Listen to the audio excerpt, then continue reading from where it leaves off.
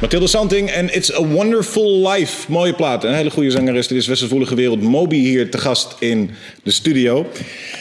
Every Time You Touch Me, that's a video we got coming up. Now, we just played Go, and obviously you must be like very, very strong when you have a big hit record and everybody, you know, like jumps on top of you, wants you to produce stuff, remix things.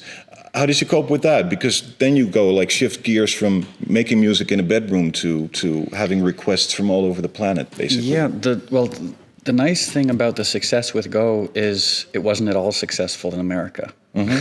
So I was living in New York, and I'd get reports from friends of mine in England and Europe. They'd say, "Oh, Go is this huge record. It's so successful." Yeah. Meanwhile, I'm living in this teeny apartment in New York, and still DJing in small clubs. So I had no idea that the success was happening. Didn't you feel like you had to go to Europe right away when it was exploding? I went a few times. Yeah, I mean, I came over and DJ'd and performed, but I don't know. I think that the type of success you have with a successful single, as a sort of, I think it's a lot different as if I'd been in like a boy band.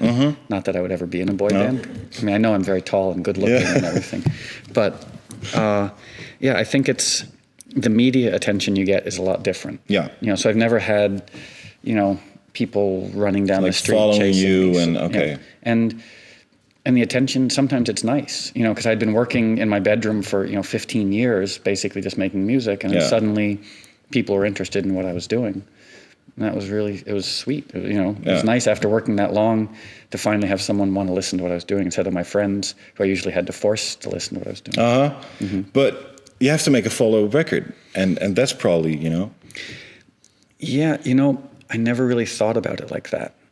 Like Beck, when he had Loser, which was an accidental song like Go was, he spent months and months and months trying to think of a follow-up to Loser.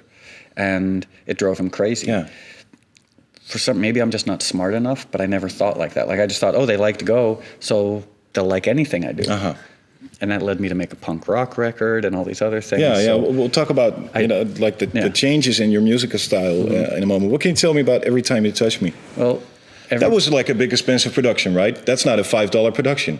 No, it's not. It was pretty cheap. Yeah, see, that sounded so. But the funny thing about electronic music is you can make big sounding things with really cheap equipment. And the video for this, there's one funny thing. We did it in Los Angeles, and we were trying to make a really sexy video. Yeah. And there's this one scene that didn't make it in the video where we'd poured chocolate sauce onto this woman's stomach, and I was licking it off. Yeah. But it looked like I was licking shit off of her stomach. Would have done great in Europe. And it was like when the director got it back, he said it was just so disgusting. Okay, so it's not in there. No. They cut it out. Okay, we'll check it out. Every Time You Touch Me, here is Moby. Yeah.